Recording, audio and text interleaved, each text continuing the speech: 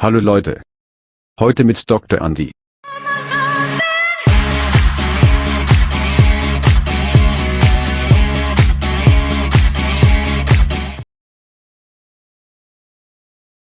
Kita apa yang dibahas? Ya kita hukum perdata internasional Indonesia. Jadi kalaupun ada kata internasionalnya, karena ada unsur-unsur asing.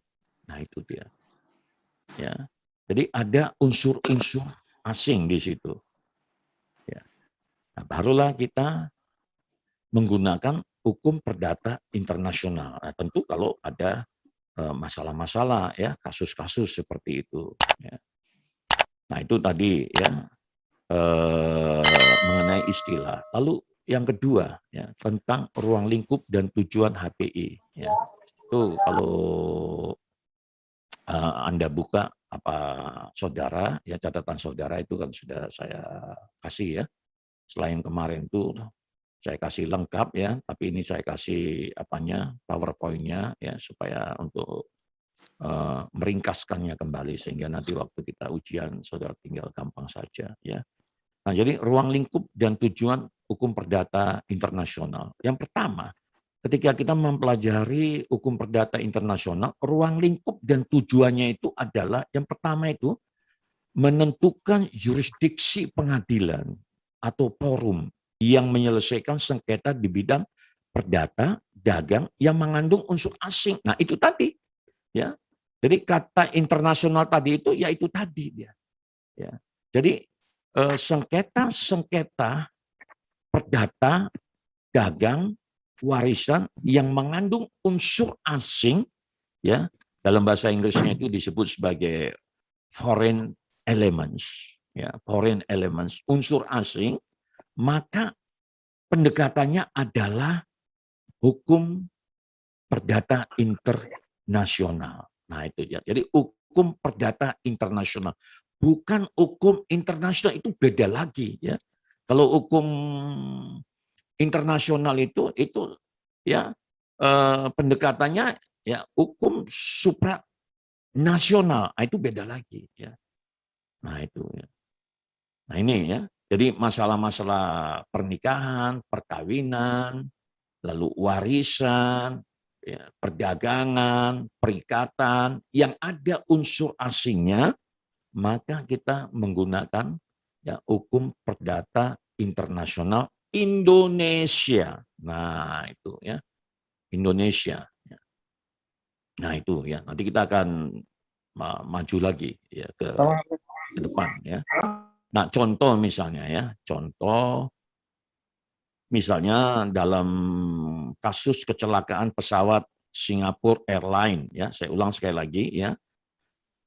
Kasus kecelakaan pesawat Singapore Airlines di Taiwan Airport ya, tahun 2000. Nanti Anda bisa googling lah itu ya.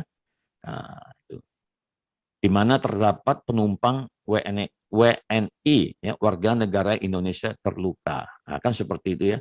Carrier-nya pesawatnya adalah Singapore Airlines. Lalu mendarat di Bandara Udara Taiwan. Ya. Nah, lalu salah satu penumpangnya ada warga negara Indonesia.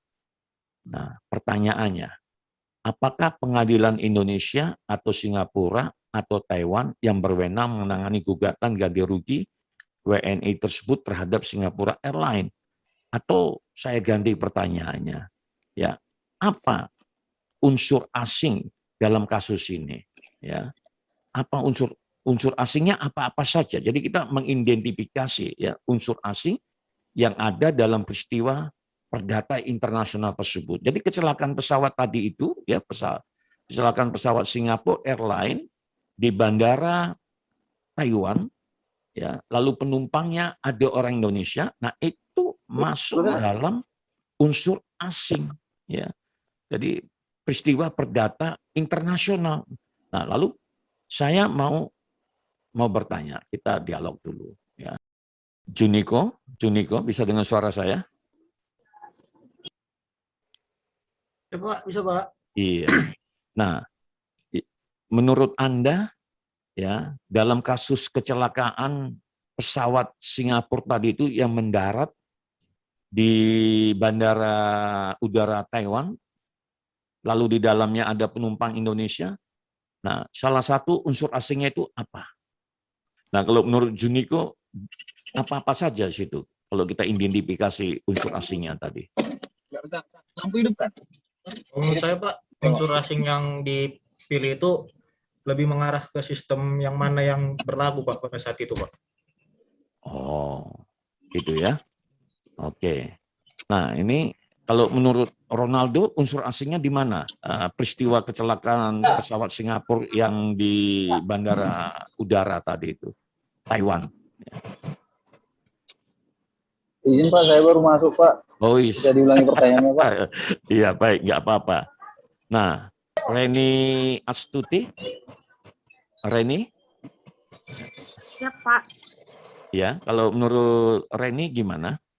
Unsur asingnya di mana dia? Kalau kita identifikasi kasus tadi itu, ya, jadi pesawat Singapura Airlines kan kayak gitu, ya. Nah itu mendarat di bandara Taiwan, lalu ada penumpang Indonesia. Nah di situ, ya. Nah kalau menurut Reni unsur asingnya yang mana itu? Yang mana-mana saja? Di penumpang, Pak. Iya, di penumpang. Penumpangnya penumpang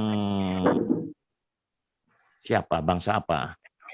Yang di luar Taiwan itu, Pak. Yang di luar Taiwan itu siapa?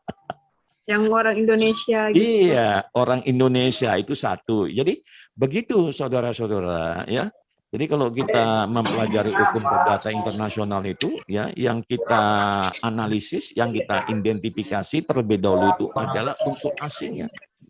Ayo, Ayu Nanda, selain tadi warga negara Indonesia, apa lagi?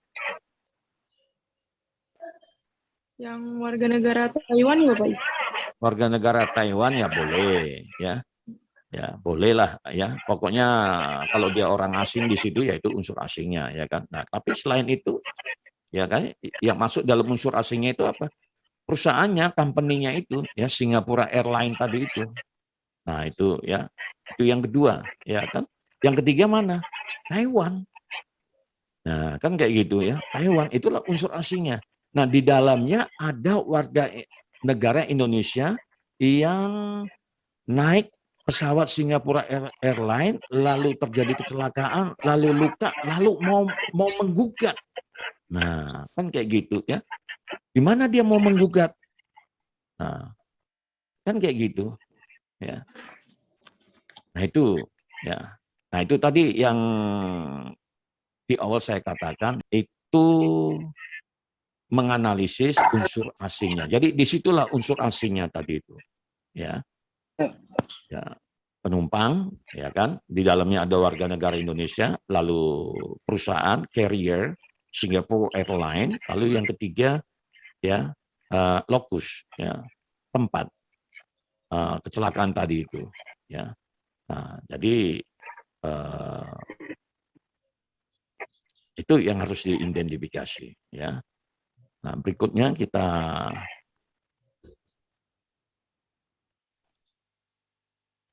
ya kan. Nah, itu ya. Jadi itu yang pertama ya, ruang lingkup dan tujuan HPE itu yang pertama. Lalu yang kedua ya. Yang kedua ya, tadi yang pertama tadi ruang lingkup dan tujuan HPE itu menentukan yurisdiksi pengadilan. Ya, kan kayak gitu ya. Contohnya tadi itu pesawat yang baru kita diskusikan tadi ya. Jadi menentukan yurisdiksi pengadilan, nah itu kalau memang mau kasusnya mau dibawa di pengadilan, tapi dalam menyelesaikan sengketa atau kasus itu kan ada juga ya diselesaikan di luar pengadilan yang kita sebut forum ya. Contoh misalnya seperti arbitrase. Nah itu ya. Nah, jadi pengadilan mana atau forum mana ya. Nah sudah belajar atau belum tentang arbitrase? Ya ini kan semester 6, saya nggak tahu ya. Nah, kalau belum nanti ya pasti belajar ya. Nah itu, jadi penyelesaian sengketa ini kan bisa melalui litigation, pengadilan, and non-litigation yang kita sebut dengan forum. Nah itu tadi ya. Itu yang pertama ya, ruang lingkup dan tujuan hukum perdata internasional. Ya itu yang pertama ya, yaitu menentukan jurisdiksi pengadilan atau forum yang menyelesaikan sengketa di bidang perdata dagang yang mengandung unsur asing. Ingat ya, jadi yang mengandung unsur asing. Nah itu, ya. Nah itu. Lalu yang kedua, ya, menentukan hukum yang berlaku. Ya. Jadi menentukan hukum yang berlaku. Jadi kalau tadi, ya, yang pertama itu dia menentukan pengadilan atau forum, ya, untuk mengadili sengketa yang terjadi tadi, ya, maka yang kedua tadi itu menentukan hukum yang berlaku, yang dalam bahasa Inggrisnya kita sebut sebagai applicable law. Ya, nah, contohlah misalnya ya, kalau tadi warga negara Indonesia tadi, ya, yang mau menggugat minta ganti rugi terhadap Singapore Airlines, nah, ya itu pengadilan Indonesia ya dimanapun ya terserah nanti penggugatnya mau di mana ya mengajukan gugatan ganti rugi ya. Nah pertama pengadilan itu akan melihat dulu ada nggak dia mempunyai yurisdiksi atau kewenangan untuk mengadili kasus ini. Nah dalam kasus Singapore Airlines yang mendapatkan kecelakaan di Bandara Taiwan tadi itu ada. Ya. Apa titik pautnya? Nah, kan kayak gitu. Titik pautnya karena ada warga negara Indonesia di dalam pesawat tadi. Nah, gitu. Ya, jadi ada yurisdiksi, ada kewenangan pengadilan. Ada yurisdiksi atau kewenangan forum, tergantung. Ya. Penyelesaiannya di mana? Di pengadilan kah atau di arbitrase? Nah, litigation or non-litigation. Nah, seperti itu. Nah, jadi kalau misalnya pengadilannya atau forumnya ya itu sudah ditentukan dan Indonesia dapat membawa kasus itu atau menyelesaikan kasus itu di pengadilan Indonesia, nah sekarang hakimnya kan hakim yang ingin menyelesaikan ya termasuklah advokatnya juga kan kayak gitu ya. Nah, jangan sampai salah, nanti kalau salah kan ditolak kalah kasusnya kan kayak gitu. Nah, jadi kalau pengadilannya ya, yuridiksinya sudah ditentukan dan yang mengadili adalah misalnya pengadilan Indonesia, ya. Nah sekarang hakimnya tinggal menentukan lagi, ya kan? Nah hukum mana yang akan digunakan? Apakah hukum Singapura atau hukum Taiwan atau hukum Indonesia? Nah kayak gitu, ya. Jadi hakim Indonesia itu nggak bisa mentang-mentang ada warga negara Indonesia di dalamnya, ya sudah, mari kita adil aja, kita gugat perusahaan Singapore Airlines itu. Nggak bisa. Karena itu ada teori atau azas atau prinsip-prinsip yang memang harus kita pahami dan itu berlaku secara universal. Seperti itu. Ya. Nah itu ya. Nah, jadi yang kedua itu menentukan hukum mana yang digunakan, ya, which law, which is applicable. Nah, that applied by a judge yang akan digunakan oleh hakim tadi, ya. Nah, itu yang kedua, ya. Nah, memang ini ya saya juga pernah kayak saudara juga ya belajar ya dari bawah ya pelan-pelan ya pelan-pelan. Tapi saya berharap ya saudara mulai mengerti sedikit-sedikit ya. Ini untuk membantu saudara nanti untuk UAS ya. Nah itu. Ya. Nah, ini saya buat contoh. Itu kalau saudara buka itu materi yang saya kirim minggu yang lalu ya. Tanggal 2 itu di Google Class itu ya di situ tertera Contohnya apa di sini? Apabila PN Jakarta Pusat memutuskan memiliki yurisdiksi untuk menangani sengketa kecelakaan pesawat di Taiwan tersebut, Hakim Pengadilan Negeri Jakpus Jakarta Pusat contoh ya harus memutuskan hukum apa yang berlaku untuk menyelesaikan sengketa ya PMH tersebut. Nah, ya perbuatan melawan hukum tentunya ya dasar gugatan kita itu adalah perbuatan melawan hukum kan kayak gitu ya. Nah, jawabannya ada 3. Hukum Taiwan. Nah, kalau hukum Taiwan itu ya yaitu hukum tempat terjadinya kecelakaan. Nah, itu ya. Atau hukum Singapura ya. Hukum negara asal penerbangan. Atau hukum Indonesia, hukum negara korban dan hukum Lex Polri. Nah, atau Warsawa Convention. Nah, ini Warsawa Convention ini merupakan konvensi internasional ya. Nah, seperti itu ya. Nah, itu yang kedua ya, yaitu ruang lingkup dan tujuan HPI. Nah, ini supaya saudara jelas dulu ya. Nah, lalu yang ketiga, ya, ruang lingkup dan tujuan HPI, Hukum Perdata Internasional Indonesia. Yang ketiga adalah menentukan apakah putusan pengadilan Indonesia dapat diakui dan dilaksanakan di luar Indonesia atau di luar negeri. Nah, kan seperti itu ya. Jadi seperti itu urutannya tadi. Ya. Setelah applicable law, ya, yaitu hukum yang digunakan sudah ditentukan, katakanlah hukum Indonesia, gitu ya, nah, hukum Indonesia yang digunakan kan kayak gitu. Nah, lalu diadili, ya proses berjalan di pengadilan kan kayak itu. Nah, ya, beberapa kali sidang lalu diputuskan oleh hakim, ya bahwasanya penumpang warga negara Indonesia tadi itu, ya diizinkan gugatannya sebanyak sekian ratus juta, contoh kan kayak gitu. Nah, lalu pertanyaannya kan kayak gitu ya, apakah putusan pengadilan di Indonesia itu diakui enggak oleh Singapura? Nah, itu pertanyaannya. Ya, diakui enggak? Ya. Kita gugat dia, katakanlah 1 miliar digugat, diputuskan oleh pengadilan Jakpus Jakarta Pusat. Wah, ya, jangan senang dulu. Nah, kan kayak gitu ya kan. Jangan senang dulu, jangan pesta dulu, jangan syukuran dulu. Nah, pertanyaannya kan berikutnya, apakah putusan pengadilan ya Indonesia Jakpus tadi itu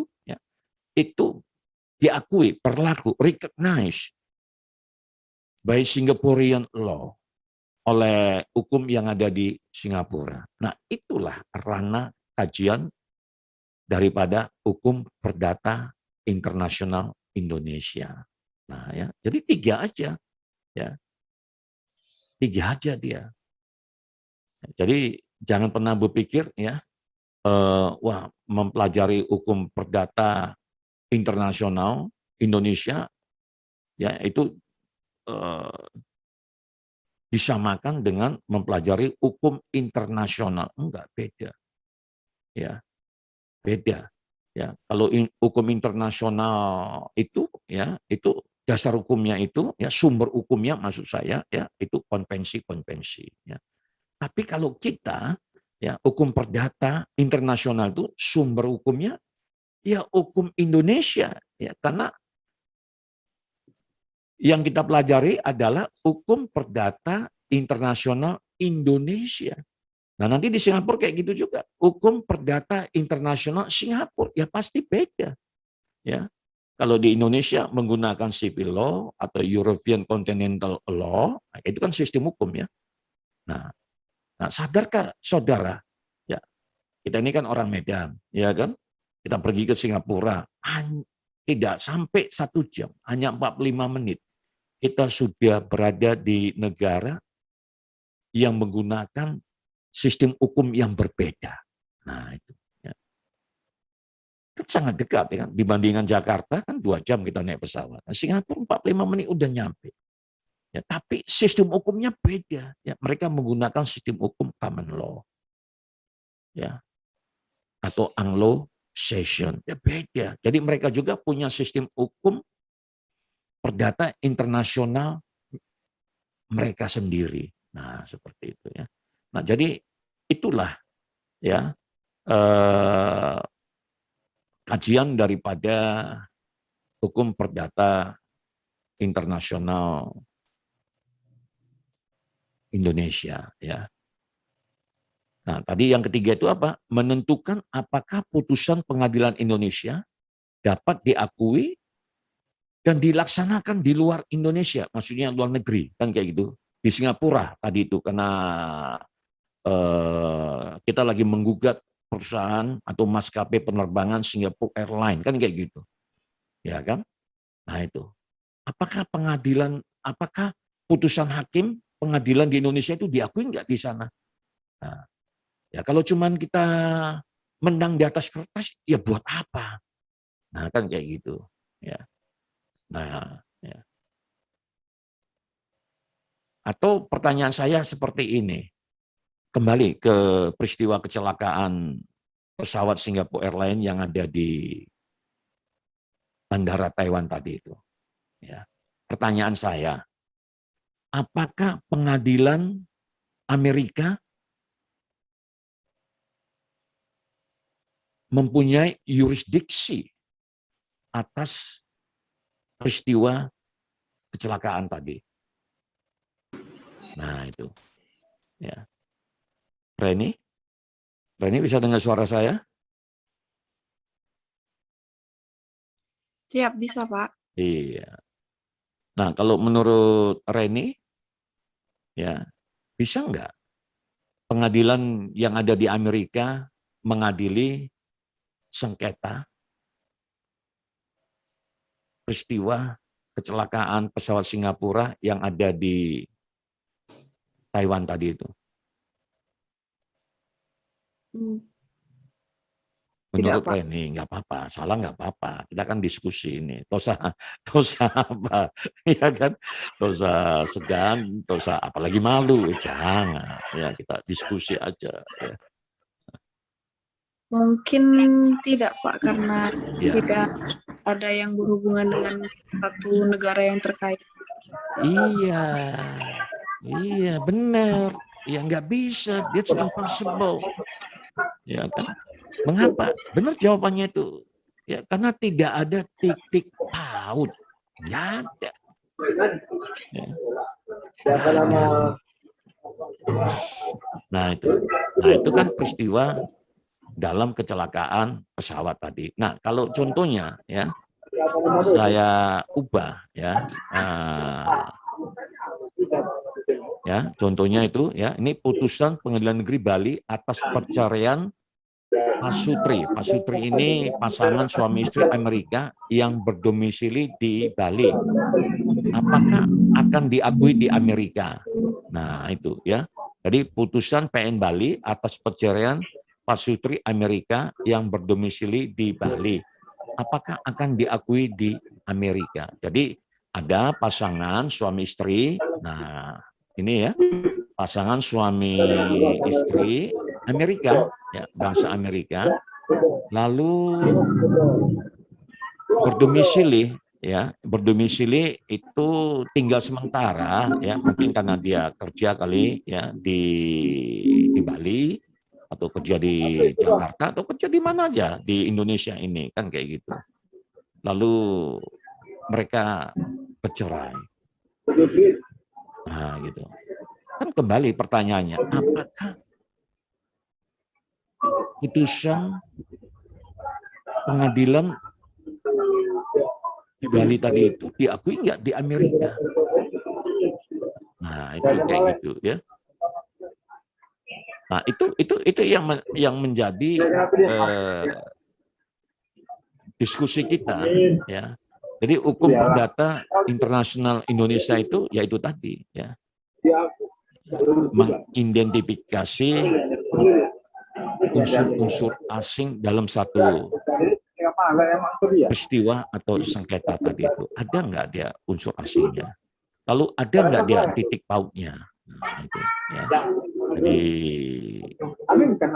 saya yakin pada malam hari ini ya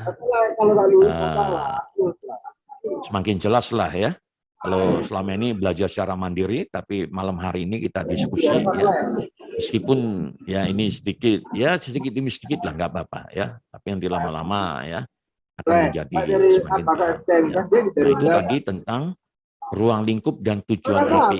Ya. Jadi ada 3. Jadi nanti kalau saya tanya ya, dalam ujian UAS nanti ya, saudara ruang lingkup dan tujuan HPI, Anda jelaskan.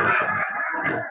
Yang pertama, apa tadi itu? Menentukan yurisdiksi pengadilan forum yang menyelesaikan sengketa di bidang perdata atau dagang yang mengandung unsur asing. Jangan lupa ya menyebutkan unsur asingnya itu. Ya, lalu yang kedua ya kasih contohnya kalau perlu ya. Yang kedua menentukan hukum yang berlaku atau applicable law untuk penyelesaian perkara di bidang perdata atau dagang yang mengandung unsur asing. Ingat, jangan lupa ya sebutkan unsur asingnya. Lalu yang ketiga, menentukan apakah putusan pengadilan Indonesia dapat diakui atau dilaksanakan di luar Indonesia. Nah itu cuma 3 poin saja. Ya, jadi cuma 3 poin saja dia. Ya, nah itu kalau tadi dikaitkan dengan ruang lingkup dan tujuan HPI. Nah sekarang kita mau masuk lagi lebih dalam. Ya, ini yang terakhir ini, udah yang terakhir ini ya. Bentar aja kita. Ya.